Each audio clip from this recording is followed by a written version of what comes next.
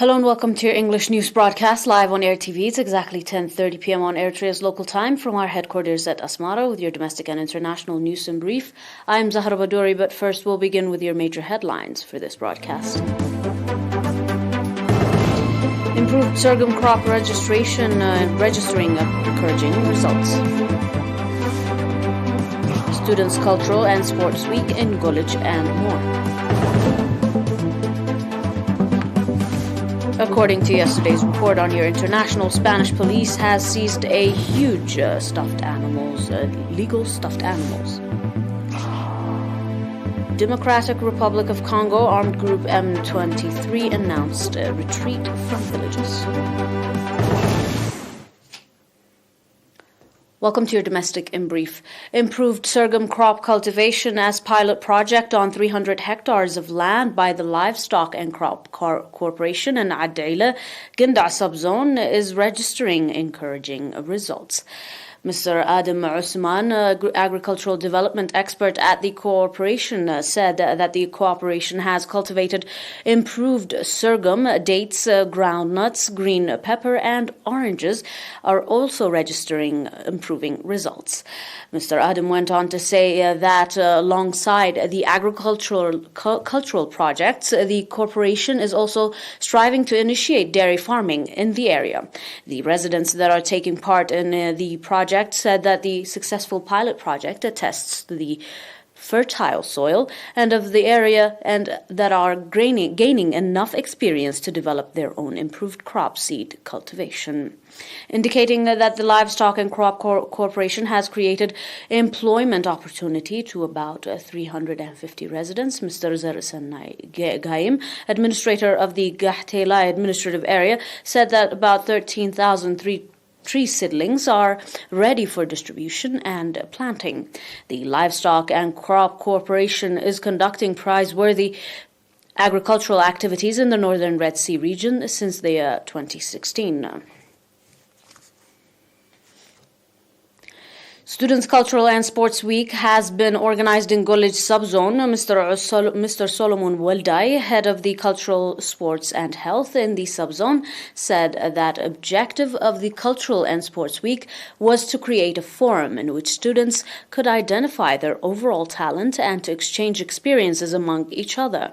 The Cultural and Sports Week included artifacts, paintings, and innovation, as well as sports and cultural competitions. Speaking at the concluding event, Mr. Abdullah Muhammad, head of the Educational Service, highlighting on the significance of organizing cultural and sports programs in nurturing competent students, called for reinforced public participation for its sustainability.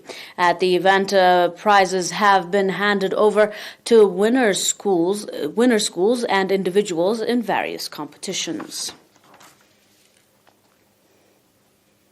On your final domestic, a meeting with a view to develop the awareness and participation of the public in general and that of women in teaching and learning process has been organized in Karkabat subzone.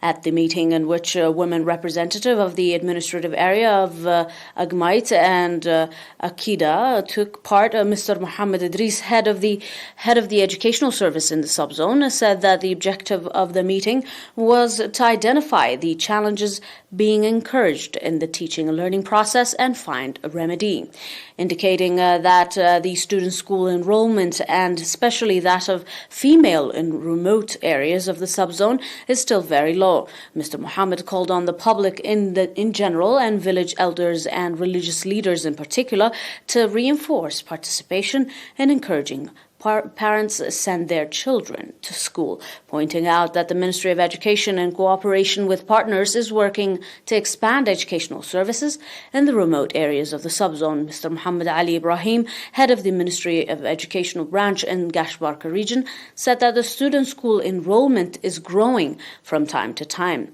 The administrator of the subzone, Mr. Abdul Karim Idris, on his part, called on the public to avoid underage marriages and other harmful practices that are hindering school-aged females from going to school. In Karkabat subzone, there are 10 schools ranging from elementary to junior schools, as well as 5 adult educational centers currently.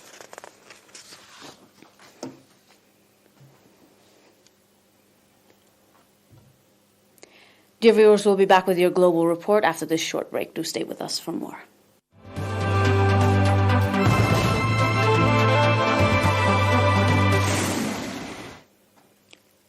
And on your global report, Spanish police have seized one of the largest discoveries of tax remedy animals in Europe as they investigate potential smuggling after a giant warehouse in Valencia was found to contain stuffed animals, including rhinos, polar bears, and elephants. According to a statement released before yesterday, the Guardian Civil discovered over 1,000 specimens in a 50,000 square meters industrial warehouse in Eritrea, Valencia, on Wednesday. The haul included over 400 protected species, including some that are extinct, such as the Mater Horrix, or severely threatened, such as the Bengal tiger. Others include lions, leopards, cheetahs, and lynx. The warehouse, also the owner reported that is under investigation for smuggling and crime against flora and fauna, police reported. Investigators estimate that the stuffed animals are worth 29 million euros. The discovery was a culmination of an investigation by Valencian police Nature Protection Team, which began in November 2021 when agents became aware of possible private collection in Eritrea. On your final report, following clashes with government troops in Eritrea region, Democratic Republic of Congo, rebels from the M23 group have announced their retreat from villages captured in eastern part of the country. The local sources reported that fighting between the rebels and soldiers flared up Wednesday after several days of calm, and rebels from the March 23 movement, also known as the M23, took control of around a dozen villages in Eritrea territory in northern Kivu province. The group said on Sunday that the decision to withdraw once more from its newly won position was to allow for its concern to be addressed through open and fruitful dialogue with the government. It also added in the statement that the group never had the intention to capture areas and to run them, but their only motivation was to peaceful resolution of the crisis. It is still not confirmed whether the withdrawal from around a dozen villages had taken place, but the M23 also said it intended to hand over all soldiers from the National Army captured on the front line to the International Committee of the Red Cross for proper care. The M23 was formed by former members of the Congolese Tutsi Army, armed groups that had been incorporated in the Congolese Army under the peace deal signed on March 23, the year 2009. Dear viewers, that is all for now with your domestic and international news in brief. Until we are back with some more news, stay and enjoy the rest of our programs. But until then, these are your major headlines for this broadcast in review. Improved sorghum crop registering positive results. Students' Cultural and Sports Week in College and efforts to increase public participation in teaching process. On yesterday's report, Spanish police has seized a huge haul of illegal stuffed animals. And on the Democratic Republic of Congo, the armed group M23 announces retreat from villages on the eastern side of the country.